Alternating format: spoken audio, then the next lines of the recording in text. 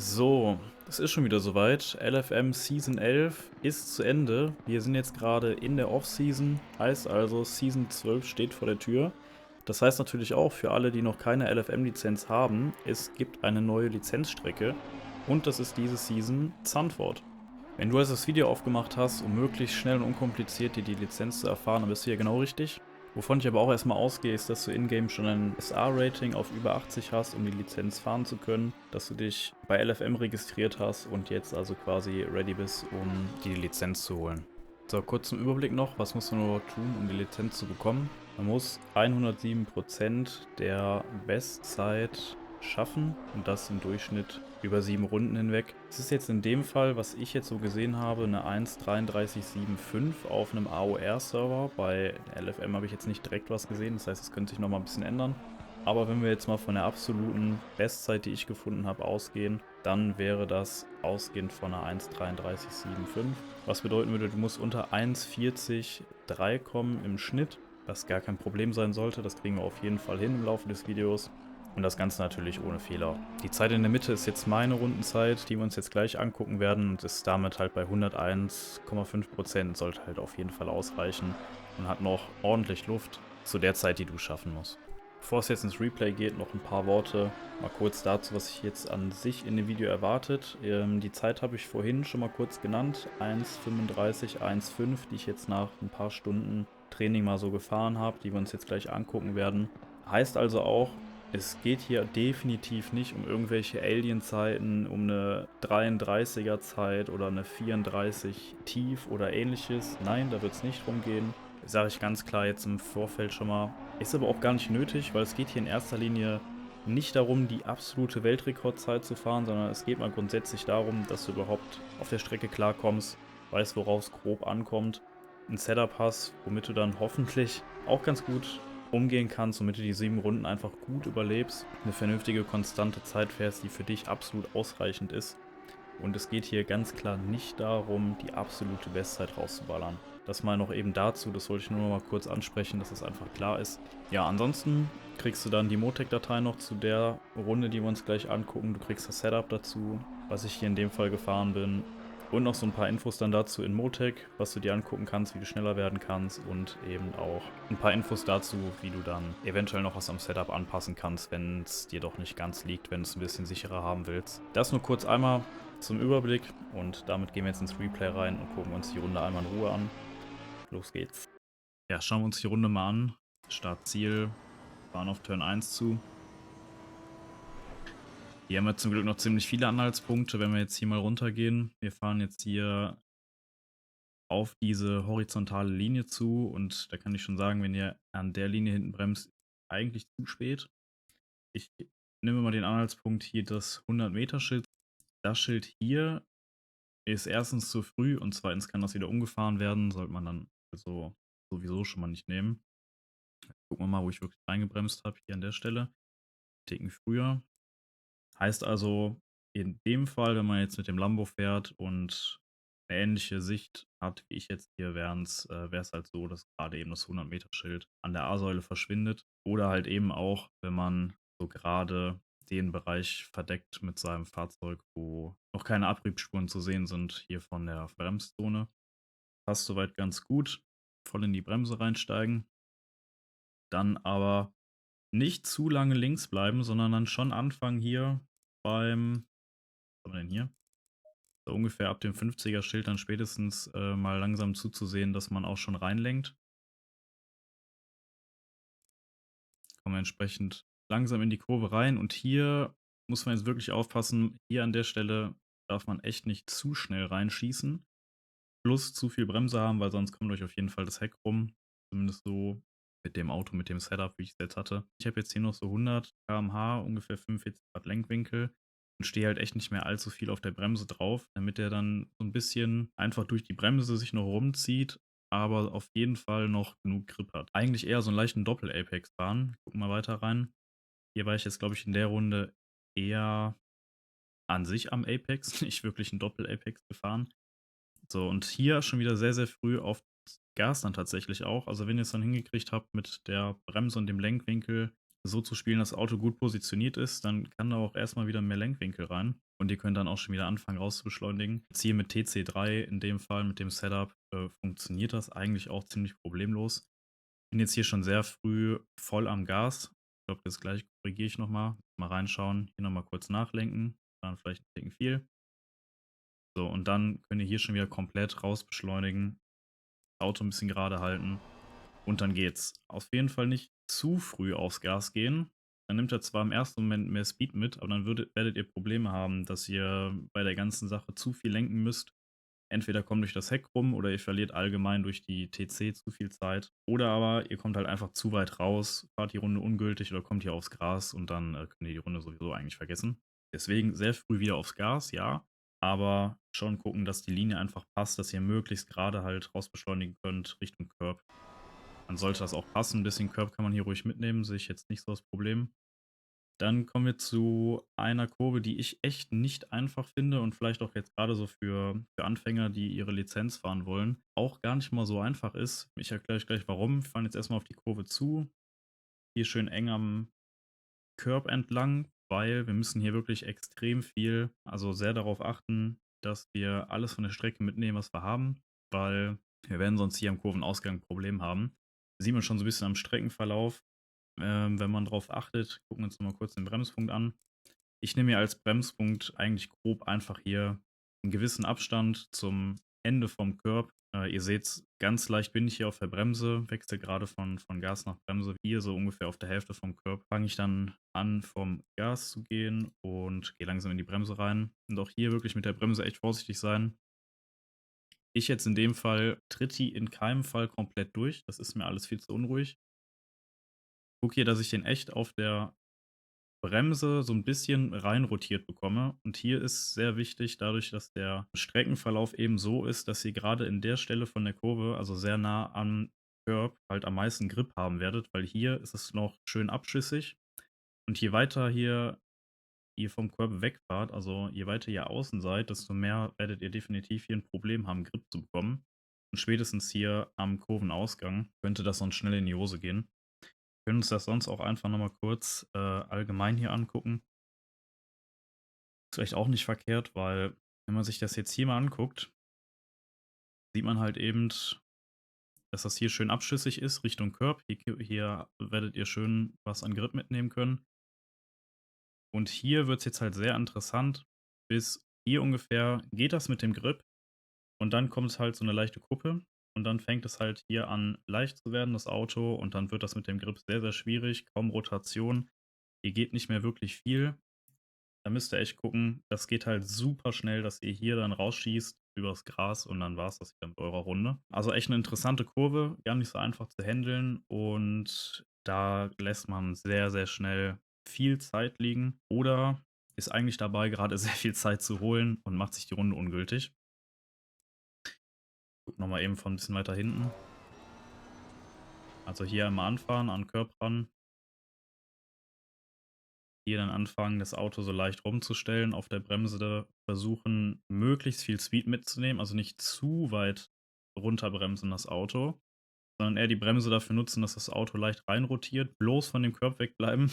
Es geht sonst mal schnell in die Hose. Erstens verliert ihr extrem viel Zeit, wenn ihr hier über den Curb drüber schießt und auf der anderen Seite kommt ihr auch sehr, sehr schnell halt eben dann von der Strecke ab, wenn ihr da den Curb mitnimmt. Also ja, sehr eng fahren, muss einfach ein bisschen Gefühl für kriegen, aber auf jeden Fall fern von dem Curb bleiben. Gerade auch, weil der so hoch ist. So, hier gehe ich jetzt gleich schon wieder aufs Gas.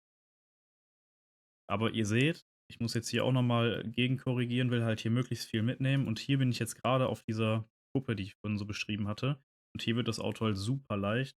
Ihr verliert den Grip und ihr schießt eigentlich nur noch so gerade irgendwie da lang. Da müsst ihr halt wirklich aufpassen, dass ihr da nicht zu viel mitnehmen wollt. Das ist jetzt in dem Fall hier noch ganz gut gegangen soweit, aber war jetzt auch, muss ich wirklich sagen, nicht das Optimalste. Also hätte man das Ganze definitiv noch ein bisschen sicherer hinbekommen können. Aber ja, das hat jetzt in dem Fall erstmal funktioniert. Nächster Turn. Hier erstmal raus. Und dann hier, ich finde vom Gefühl her, muss man hier eigentlich schon wieder ziemlich früh bremsen. Ja, es geht auch wieder ganz leicht bergab, aber so weit ist es eigentlich recht gerade. Bin jetzt hier so mit ungefähr 145 rausgekommen. Bin hier immer noch leicht in der Beschleunigung. Man könnte jetzt zum Beispiel hier diesen Übergang nehmen von dem, ACC-Werbeschild zu diesem schwarzen Reifenstapel. So ungefähr könnt ihr das vielleicht mal als Anhaltspunkt nehmen. Bin jetzt hier so auf, ja, 147 gekommen. Denke mal, da geht auch noch mehr, aber für mich jetzt erstmal gepasst in der Runde. So, das heißt, hier wieder auf die Bremse, auch ruhig mal kurz auf 100%, aber ihr seht, hier fange ich eigentlich schon wieder an, von der Bremse zu gehen und versuche das Auto möglichst gut in diese Kurve reinzusetzen, weil auch hier fetter Curb wieder, bloß nicht rankommen, verliert ihr nur Zeit und das Auto wird extrem unruhig. Aber auf der anderen Seite ist es halt auch echt wichtig, möglichst im Kurveninneren zu fahren, weil aufgrund der Abschüssigkeit der Strecke habt ihr hier halt auch einfach den meisten Grip. Das Auto presst sich hier eben auf die Strecke drauf und da kommt er auch am besten wieder raus. Und gerade so der Exit ist hier auch sehr wichtig. Wenn wir jetzt mal hier schauen, bis hierhin bremse ich immer noch leicht das Auto rein, auf dem ersten Gang, weil ich hier möglichst einfach nur darauf achten will, ja, möglichst viel Zeit mitzunehmen, aber eben auch gucken muss, dass ich das Auto vernünftig positioniert bekomme, damit ich möglichst gerade wieder den Exit erwische. Heißt also auch hier, wie auch in Turn 1 und auch in Turn 2 oder auch eigentlich in allen Kurven für die Strecke, kann man sagen, dass man im Prinzip eigentlich Late Apex nehmen will. Also möglichst spät an den Apex ran, damit man wieder gerade raus beschleunigen kann. Und gucken jetzt mal weiter rein, ob mir das hier eigentlich auch wirklich gut gelungen ist. Hier bin ich tatsächlich jetzt schon auf dem Gas gewesen im ersten, dann in den zweiten reingeschaltet. Hier auch schon wieder früh so auf 80-90% Gas. Hat dann auch noch so funktioniert. Und jetzt hier, wie gesagt, ziemlich spät, möglichst nah am Apex dran. Also im Prinzip dann immer weiter annähern an den Apex, beziehungsweise an den Curb, bis wir dann jetzt hier am Exit sind und ich jetzt hier das Lenkrad komplett öffne kurz. So, und jetzt möglichst gerade rausfahren kann. Jetzt nochmal gucke, dass ich hier auch wirklich etwas rumkomme. Aber ihr seht jetzt voll auf dem Gas, ist halt eigentlich sehr, sehr wenig Lenkwinkel noch da. Damit möglichst nicht die Traktionskontrolle reinhaut und wir für die lange Gerade, ich nenne es jetzt mal Gerade, die jetzt kommt, entsprechend viel Geschwindigkeit mitnehmen können. Hier ist jetzt eigentlich nicht so viel Spannendes, halt möglichst gerade diesen ganzen Abschnitt hier mitnehmen. Sollte soweit eigentlich klar sein. Also auch wieder nicht vom einen zum nächsten Apex. Möglichst gerade durch. An der Stelle jetzt hier fahre ich hier auch ziemlich weit eigentlich noch drüber, über diese Ecke hier, damit ich hier nicht so wahnsinnig weit ausholen muss. Lass mich dann ziemlich weit nach außen treiben hier, auf den Curb noch drauf. Bloß nicht aufs Gras kommen, das versaut euch mit ziemlicher Sicherheit dann die ganze Runde und die Kurve, die kommt, weil das muss echt sitzen hier. Könnt euch hier als Anhaltspunkt nehmen, also entweder für die ersten Runden, die ihr fahrt, um überhaupt erstmal klarzukommen, nehmt ihr euch das Ende vom Curb. Wird für die Lizenzzeit auch vollkommen ausreichen mit dem Schwung etc., den man da mitnimmt. Könnt ihr entweder hier schon bremsen oder halt nach ein paar Runden, wenn ihr sagt, okay, das passt jetzt soweit eigentlich für mich, komme ich mit klar. Dann nehmt ihr hier diese orange angestrichene Leitplanke, dieses Ende davon. Und das geht eigentlich ganz gut. Wenn ihr jetzt hier auch seht, wenn das so gerade hinter der A-Säule verschwindet, sollte das soweit passen. So in meinem Fall. Gerade eben, wenn das Richtung A-Säule kommt, könnt ihr mal anfangen rein zu bremsen. So, und vom Bremspunkt her, wir müssen das auch nochmal angucken. Hier gucke ich auch, dass ich möglichst nicht 100% bremse, weil dadurch, finde ich, wird das Auto nur zu unruhig. Ihr kriegt zu viel Rotation rein. Bin jetzt hier auch wieder so bei 70-80%. Gucke jetzt eigentlich nur, dass ich das Auto vernünftig hier in die Kurve reingestellt bekomme. Bin jetzt hier auch nur noch sehr, sehr leicht auf der Bremse, dritter Gang. Das Auto mehr oder weniger reinfliegen lassen. Ab hier merke ich schon, okay, passt. Auto ist langsam genug. Vom Winkel her passt das auch alles von der Linie. Also kann ich wieder aufs Gas gehen im dritten Gang. So, leicht Gas aufziehen, nicht direkt voll reinlatschen. Und dann passt das soweit. Spätestens, um noch eine vernünftige Zeit hinzubekommen, würde ich mal für die ersten Runden vorschlagen, nimm ruhig den Anfang vom Curb. Lass dir hier ein bisschen mehr Zeit, dass du sagst, okay, Anfang vom Curb, da kann ich wieder aufs Gas gehen. Da komme ich dann mit hin. So, hier voll durchbeschleunigen, ordentlich was mitnehmen. Sind nämlich dann eben doch ein paar Meter, wo die Geschwindigkeit echt was ausmacht. Dann geht es hier relativ weit rüber. Kann man ruhig sich ein bisschen hintreiben lassen. Dann hier eben über diesen Lenker, den die Strecke so ein bisschen macht, wo es etwas enger ist. Da natürlich auch wieder nicht rauskommen, aber das Auto da so ein bisschen hin positionieren. Und ich nehme jetzt an der Stelle hier zum Anbremsen diesen leichten Knick. Also bevor ich wirklich an diesem Knick angekommen bin, hier auf der Höhe, gucke ich, dass ich das Auto leicht anbremse und auch wieder, ja, mich für die Kurve vorbereite. So halbwegs passt, wie das Auto gerade so rein flutscht, sage ich jetzt mal tatsächlich so in die Kurve hier, weil ich will eigentlich mega viel Speed mitnehmen, aber muss halt gucken, dass ich hinten nicht, von der Strecke runterkomme. Deswegen auch hier wieder über die Bremse das Auto rein rotieren lassen. Eigentlich nur ganz kurz einmal angebremst, hier noch mal so 'n bisschen nachkorrigiert. Ich peile hier echt immer so 50-50 an, also die Hälfte vom Auto links vom Curb, die andere Hälfte so drüber. Ja, so ungefähr. So, und dann ab hier, wo ich merke, okay, bin über 'n Curb drüber, man kann sicherlich auch noch 'n bisschen früher wieder Gas geben oder. In meinem Fall hat mir das jetzt erst mal so vom Gefühl her ganz gut gepasst, dass ich da sicher durch die Kurve durchkam, wenn ich gesagt habe: „Okay, grade so über 'n Curb drüber, Auto ist stabil, kann ich wieder ins Gas reingehen.“ Auch relativ schnell eigentlich wieder bei 100%. Hier noch mal ganz kurz gelupft, dass ich hier maximal auf den Curb draufkomme, weil der Curb ist dann doch immer ziemlich schnell wieder zu Ende und dann kommt nämlich eben wieder Gras. So, hier also wieder voll durch. Alles mitnehmen, was geht. Möglichst viel Speed mitnehmen, allgemein in diesem Rechtsturn. So, und dann geht's hier wieder los. Die Kurve finde ich persönlich auch nicht so einfach. Vielleicht ist es mit anderen Fahrzeugen ein bisschen anders, aber ich finde es hier nicht so einfach. Ich bremse ja auch noch relativ früh. Hier ist natürlich super schwierig, irgendwie einen Anhaltspunkt zu nennen, wo man jetzt bremst. In meinem Fall war das halt wirklich eher nach Gefühl oder eben vor diesen ganzen, Gummiabriebspuren, die halt so sind. Also, hier ist ein deutlich dunklerer Teil. Hier fange ich an zu bremsen, aber na ja, die Zeit habe ich mir jetzt hier in dem Fall genommen. Also, hier ist sicherlich noch was drin in dieser Ecke hier, in dieser rechts, links. Genau, aber für mich hat das jetzt erst mal so gepasst, dass ich hier gesagt habe: „Okay, nehme ich erst mal so mit.“ Bremst dann den Wagen aber auch wirklich sehr weit runter. Also, bleibt dann hier ausnahmsweise mal 'ne längere Zeit bei 100% Bremse, gehe dann so auf 50% runter, gucke, dass ich das Auto irgendwie wieder rumbekomme. Erst am ersten Gang, einfach nur zum Bremsen und dann hier, wenn ich so grade am Apex bin, also quasi hier, das ist jetzt für mich so die Stelle, wo ich das Auto eigentlich haben will, Ende vom Curb, wo die Wiese wieder anfängt und es dann auch direkt wieder rumgeht. Da will ich ihn haben und kurz vorher fange ich an, so leicht wieder aufs Gas zu geben, das Auto auch damit wieder so 'n bisschen zu stabilisieren. Ob das jetzt hier unbedingt im ersten sein muss, kann man vielleicht auch dann lieber im zweiten fahren. Dann kommt man hier 'ne ganze Ecke rum, ist aber eigentlich nicht so schlimm. Also, ganz rausfahren würde ich nicht. Ich glaube, das kostet dann am Ende des Tages, auch wieder eher Zeit, als dass es einem was bringt, wenn man einfach zu schnell durch die Kurve durchgeflogen ist, weil man dann ziemlich viel Lenkwinkel fahren muss und dann nur in der Traktionskontrolle hängt. Dann hier halbwegs weit nach rechts rüber. Noch mal kurz zurück, wo ich gebremst habe. Hier ist jetzt halt so die Sache. Für mich hat das jetzt erst mal so gepasst, wenn ich so Richtung Krankenwagen gefahren bin. Also, quasi grade auf dieses Häuschen zu, trotzdem noch so 'n bisschen in der Lenkung drin schon mal für die Kurve hier. Aber so ungefähr, wenn ich jetzt hier auf diese Ecke hier zufahre mit dem Krankenwagen, dass ich dann sage: „Okay, hier fange ich mal an zu bremsen.“ Da auch stark relativ stark runterbremsen dann.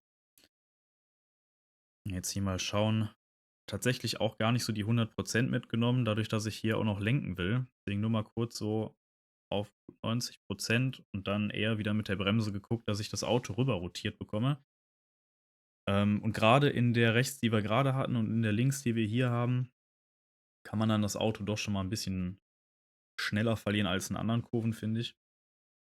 Deswegen hier, ja, 'n bisschen vorsichtiger erst mal rangehen und rantasten, wo jetzt wirklich das Limit vom Auto ist. Dann kann man immer noch gucken, dass man schneller wird. Ansonsten, wenn's gar nicht für euch passt, gucken wir auch nachher noch mal in die Motec-Daten rein oder allgemein ins Setup. Dann könnt ihr vielleicht an 1, 2 Stellschrauben noch mal auch rumdrehen, wenn euch das Setup jedoch 'n bisschen zu wild ist oder ihr damit gar nicht klarkommt.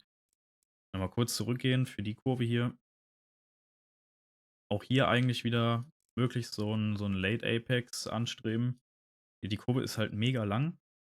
und ihr habt extrem lange auch diesen Verlauf in diesen Curb und, bei mir war es am Anfang so, ich bin sehr oft noch zu früh an den Apex gekommen und musste hier hinten viel zu viel lenken und kam deswegen viel zu langsam aus dieser Kurve raus.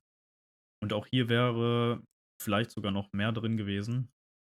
Deswegen auch hier wieder die Sache, früh ans Gas, aber der Lenkwinkel muss halt echt dazu passen, ne? Ich habe jetzt hier immer so 45 Grad und ab hier einfach nach außen treiben lassen. Also, versucht nicht, hier irgendwie möglichst schnell links rumzukommen. Das kostet euch am Ende eigentlich nur Geschwindigkeit, weil ihr zu viel lenkt, die Traktionskontrolle voll reinhämmert. Nimmt die Streckenbreite auf jeden Fall voll mit. Sodass ihr ungefähr so gerade vielleicht da an dem Curb noch oder am Ende vom Curb hier so die Stelle ungefähr rauskommt. Fand ich jetzt so eigentlich nicht schlecht. Wenn man hier ungefähr landet, dann kriegt man da eigentlich so 'ne ganz gute, Linie mit und ihr kriegt, ziemlich viel Geschwindigkeit dann auch, ja, mit aufm Asphalt für die nächste Kurve, beziehungsweise hier erst mal jetzt für die nächste Gerade. Weil auch hier ist natürlich jetzt wieder wichtig, viel Geschwindigkeit mitzunehmen, damit ihr hier keine Zeit liegen lasst. Und in die nächste Kurve rein. Hier haben wir wieder relativ viel Anhaltspunkte zum Bremsen, das ist ganz gut.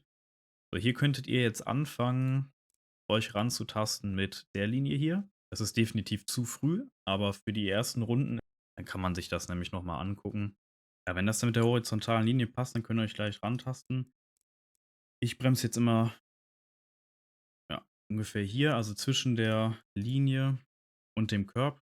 Es geht auch, wenn ihr hier bremst. Ja, also geht auch. Und das ist dann aber schon eher so wirklich Hot Lap und man will alles rausholen. Deswegen gerade so für 'n Anfang, für die Lizenz, ich würde sagen, irgendwo auf dem hinteren Drittel zwischen der Linie und dem Curb ist 'n ganz guter Anhaltspunkt. Also erst mal hier ordentlich über die Linie drüber fahren. Kommt sehr gut eigentlich hin mit dem 100er-Schild, was noch links zu sehen ist, aber ich bin immer 'n Freund davon, irgendwelche Bremspunkte zu haben, die auch wirklich in meinem Sichtfeld sind. So, dann hier reinbremsen. Hier auch wirklich dann erst mal die die Geschwindigkeit rausnehmen, also ausnahmsweise mal hier auf der Strecke auch ziemlich lange Zeit voll auf der Bremse bleiben. Und dann ist es hier wichtig, dass das Auto wirklich echt gut in diese Kurve reinkommt. Hier auch wieder dann auf der Bremse immer weiter rein, Trail braken Richtung Curb, weil dann geht's nämlich plötzlich ziemlich weit in 'nem Knick rechts rum und ihr müsst halt schauen, dass ihr erstens nicht über den Curb rüberfliegt und dann hier einfach nur geradeaus schießt und dass ihr dann nicht hier auf einmal zu viel lenkt, Zeit verliert, weil ihr Grip verliert. So, hier im ersten Gang drüber. Das geht mit dem Setup soweit ganz gut. Dann hier noch mal rein beschleunigen, mit möglichst wenig Lenken auf jeden Fall, damit hier kein Problem entsteht im Sinne von Grip geht verloren, Heck kommt rum oder Ähnliches. Und dann geht's hier wieder in so 'ne kleine Senke rein. Jetzt hier ruhig noch mit dem ersten Gang erst mal rein. Noch leicht wieder auf der Bremse 'n bisschen rumkriegen, das Auto. Und der Exit ist im Prinzip eigentlich wieder so das Wichtige an der ganzen Sache, weil dieses kurze Stück hier, was jetzt hier erst mal kommt, es ist halt weniger wichtig, weil es ist halt wirklich 'n sehr kurzes Stück. Also, das ist echt wichtiger, dass ihr euch eher darauf konzentriert, meiner Meinung nach, dass ihr hier nicht zu schnell reinschießt, sondern hier eher guckt, auch wieder so das Gleiche. Also, ich war jetzt hier einmal sehr nah am Apex. Jetzt komme ich etwas vom Apex weg und jetzt versuche ich hier noch mal wieder zum Apex zu kommen, also 'n Ticken auszuholen, um wieder so 'ne Art Doppel-Apex zu erwischen, weil ich will ziemlich viel Geschwindigkeit hier aus der Kurve mit rausnehmen, weil dann wieder 'n Stück gerade kommt. Jetzt hier auch definitiv im zweiten Gang, rausbeschleunigen. Das ist im ersten Gang alles 'n bisschen zu wild. Lieber in den zweiten gehen. Dann könnt ihr auch mit TC3 voll aufs Gas gehen. Hier und da muss man vielleicht mal 'n bisschen nachkorrigieren. So, jetzt haben wir komplett Grip auch. Können hier raus beschleunigen, Geschwindigkeit mitnehmen. So, und dann hier noch mal die Sache, ist jetzt 'n bisschen weiter weg, aber es ist zumindest was Auffälligeres als Anhaltspunkt. Ist nämlich mal wieder die orangene Markierung auf der Leitplanke, die ich jetzt genommen habe. Ich drehe jetzt hier den dritten Gang einfach aus, also ich schalte hier nicht noch mal in den vierten Gang und fange dann an zu bremsen, wenn gerade so diese Leitplanke weg ist in meinem Sichtfeld. Das bei euch ist je nach Monitor, Field of View und allem anderen kann natürlich ein bisschen anders sein, aber dafür gebe ich euch ja dann noch die Motec-Datei. Da könnt ihr dann ja auch noch mal reingucken. Da könnt ihr das halt wirklich dann direkt vergleichen, mal unabhängig von einem Replay oder sonst was. Da könnt ihr reingucken und seht halt exakt, wo ihr gebremst habt, wo ich gebremst habe. So, dann hier einmal kurz voll reinbremsen, dann aber auch wieder Bremse leicht rausnehmen, weil hier ist jetzt auch wieder wichtig, im dritten Gang das Auto möglichst gut zu positionieren. Also, es ist hier halt wirklich wichtig, weil ihr müsst, um hier alles mitzunehmen, sehr, sehr früh voll ans Gas gehen können und dann auch auf dem Gas komplett draufbleiben über die ganze Gerade, weil das ist halt noch mal 'n ganzes Stück, wo die Geschwindigkeit echt viel ausmacht dann im Delta, wo ihr noch mal richtig was rausholen könnt, wenn ihr früh ans Gas kommt und, grade auch hier über 'n Apex hinweg allgemein viel Speed mitnehmen könnt. Deswegen nicht zu krass runterbremsen, aber auch nicht zu viel Geschwindigkeit mitnehmen, das kostet euch am Ende doppelt und dreifach Zeit. Also, hier auch wieder total wichtig, möglichst spät an den Apex ran, damit das Auto relativ gerade schon mal in die Richtung steht und dann sehr, sehr früh ans Gas gehen. So, hier war ich jetzt schon mal fast voll auf dem Gas. Hier korrigiere ich noch so ein bisschen. Kann auch schon mal sein. So, und ab hier, zack, voll draufbleiben und alles mitnehmen, was geht. Hier dann ruhig einmal bis hier auf den Curb raus treiben lassen. Hauptsache, der Schwung kann mitgenommen werden. Und dann aber auch anfangen, gerade auch so vom Streckenverlauf her und wie abschüssig die Strecke an sich so ist. Hier auch gucken, dass man jetzt hier leicht schon ins Innere reinkommt und dann immer weiter Richtung Apex kommt, weil hinten raus ist es dann echt noch mal so 'n blöder Knick. Wenn man das da nicht so gut hinkriegt, dann treibt man da auch noch mal ziemlich weit raus. So, hier kommt jetzt erst der Curb. Jetzt hier leicht immer weiter an 'n Curb ran, aber auch nicht auf den Curb, aber möglichst nah ran einfach und dann hier ungefähr am besten so an Apex ran. Dann kann man jetzt hier schon leicht wieder anfangen aufzumachen. Wenn man jetzt hier rumgekommen ist, wird man's auf jeden Fall schaffen. Hier kann ich jetzt schon wieder fast komplett die Lenkung rausnehmen. Dann auch in den fünften schalten. Ja, und dann habt ihr's eigentlich. So, gucken wir uns das Ganze jetzt noch mal eben in Motec an. Hatte ich ja am Anfang gesagt, dass wir da auch noch mal kurz reingucken und ich sage, wie ihr am besten mal vielleicht was vergleichen könnt. Ich gehe jetzt mal grob davon aus, ihr wisst, was Motec ist. Wisst so ungefähr, wo was ist und wie ihr was bedienen könnt. Das setze ich jetzt mal grob voraus, weil da will ich jetzt nicht noch mal im Detail drauf eingehen. Da gibt's aber ganz viele andere, die da gute Videos zu gemacht haben. Deswegen, da könnt ihr sonst einfach gerne mal reinschauen und dann an der Stelle hier weitermachen. Ich verlinke euch aber unten den Workspace, dann sieht das Ganze zumindest schon mal genauso aus wie bei euch. Dann habt ihr nämlich einmal hier diese ganzen Diagramme drin, habt Gas, Bremse, Lenkwinkel, Geschwindigkeit, Gang und einmal die Strecke mit den Gängen jetzt in dem Fall hier drin. Es geht jetzt aber gar nicht so krass ins Detail. Also jetzt nicht direkt frustriert sein oder sonst irgendwas, weil hier Tausende von Daten angezeigt werden. Eigentlich eine ganz simple Sache. Und zwar geht es eigentlich nur darum, euch fehlt Zeit. Ihr fahrt jetzt, sagen wir mal, 1,41 oder sowas. Seid also noch total off-pace und wisst nicht so recht, na, wo soll ich denn jetzt am besten anfangen? In welchem Turn lasse ich am meisten Zeit liegen? Und das will ich euch einfach mal kurz zeigen, wo ihr erstens kostenlos und zweitens, in dem Fall jetzt eigentlich meiner Meinung nach super einfach vergleichen könnt, wo Zeit liegen bleibt. Und zwar, ihr ladet euch erstmal einmal meine Motec-Datei rein oder vielleicht auch noch irgendeine andere, eine schnellere, was auch immer ihr da habt. Könnt ihr natürlich auch nehmen oder vielleicht eine Motec-Datei von irgendeinem Kollegen von euch. Geht auch. So, dann habt ihr die zwei Sachen halt schon mal drin. Ich habe jetzt hier eine 1,33,7 drin und die 35,1 von mir hier drin. Und jetzt auf den ersten Blick sehe ich natürlich nicht viele Details. Irgendwie ist halt was an den Geschwindigkeiten anders. In den meisten Fällen bin ich halt 'n Ticken langsamer. Beim Lenkwinkel sieht das alles ein bisschen anders aus und so weiter und so fort. Jetzt gibt's hier aber eine so 'ne tolle Funktion, die heißt Show Variance oder mit der Taste F3.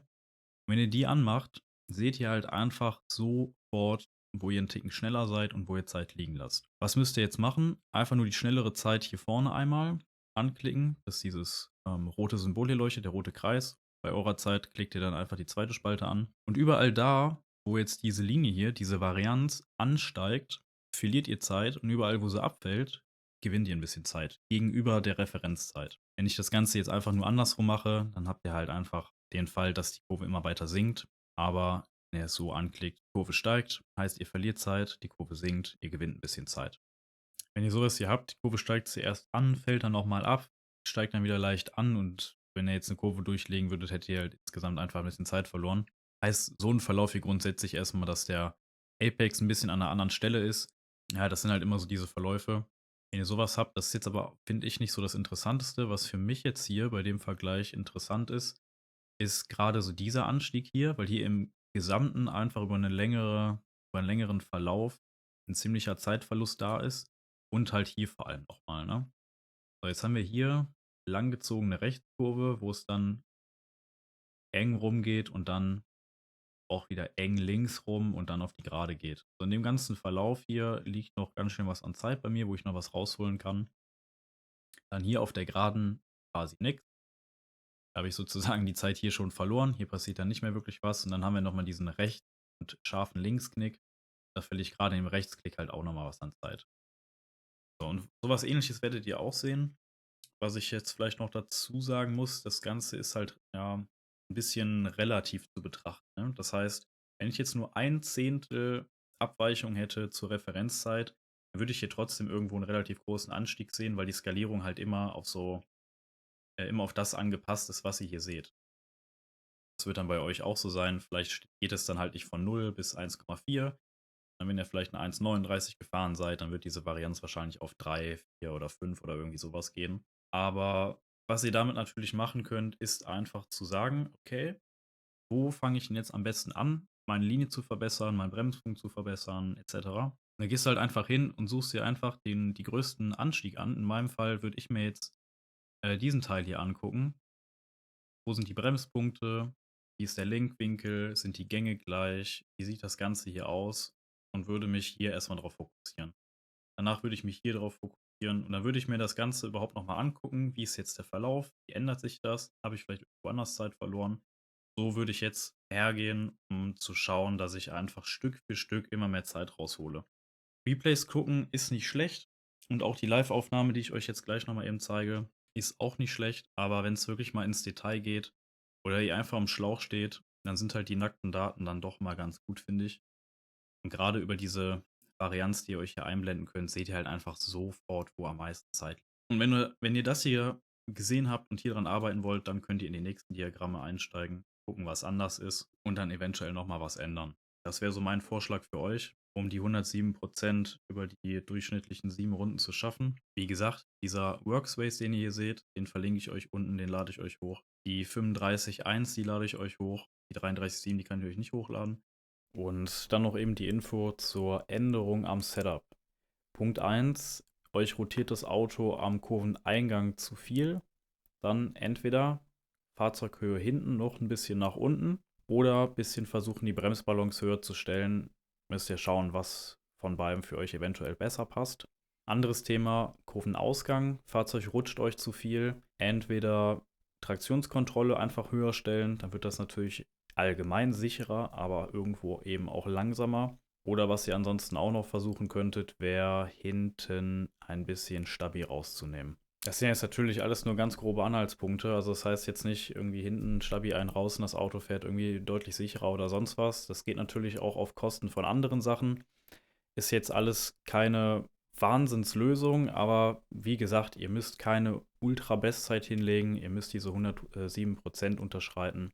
Und da könnt ihr vielleicht mit den paar Sachen, die ich gerade genannt habe, noch ein bisschen was für euch rausholen, womit ihr etwas besser klarkommt bei dem Setup. Dann gucken wir uns jetzt noch die Hotlap einmal in der Live-Aufnahme an, ohne zu pausieren oder irgendwas anderes. Interessant ist jetzt da vor allem nochmal die Telemetrie, die ihr da live sehen könnt. Dann seht ihr direkt nochmal den Verlauf von Gas und Bremse. Ist vielleicht so in der Aufnahme auch nochmal interessant im Vergleich zum Replay.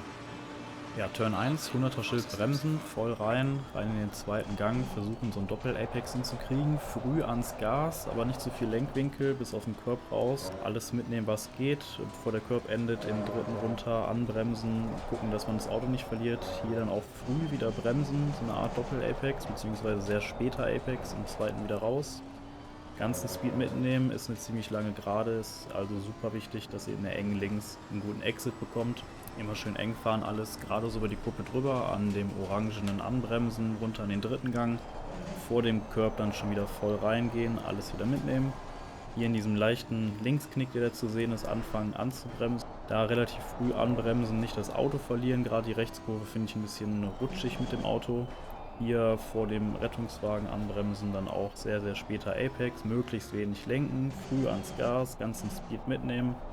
Dann auf der Geraden hier komplett durch, dann im letzten Drittel zwischen Linie und Curb anfangen zu bremsen, im ersten Gang drüber, gucken, dass man eine gute Linie erwischt, im ersten erstmal rein in die Kurve, in den zweiten wieder raus, auch hier wieder natürlich früh ans Gas, dann letzte Rechtskurve an der orangenen Markierung, anbremsen, sehr, sehr früh wieder aufs Gas, man muss den ganzen Schwung hier auf jeden Fall mitnehmen, über die ganze Kurve hinweg bis Startziel und dann haben wir es auch schon. Ja, ich hoffe, dir hat das Video gefallen, du konntest einiges mitnehmen, kommst jetzt auf eine gute Zeit und schaffst deine LFM-Lizenz ohne Probleme. Gebt mir gerne mal Feedback in den Kommentaren, was euch gut gefallen hat, was euch nicht ganz so gut gefallen hat, was euch vielleicht noch ein bisschen mehr helfen würde. Lasst mich gerne wissen für kommende Videos. Ansonsten würde es mich freuen, wenn wir uns mal bei mir im Stream sehen. Schau auch da gerne mal vorbei, kannst mir auch da direkt im Chat Feedback geben oder Fragen stellen, ist auch immer gar kein Problem. Beantworte jede Frage immer gerne, wenn was ist, was ich beantworten kann. Ansonsten hilft auch der Chat ganz gerne mal weiter. Wie gesagt, würde mich freuen sonst, wenn du dem Video noch ein Like gibst, wenn es dir gefallen hat. Und nochmal ein Abo dalässt für weitere Videos, die noch folgen werden.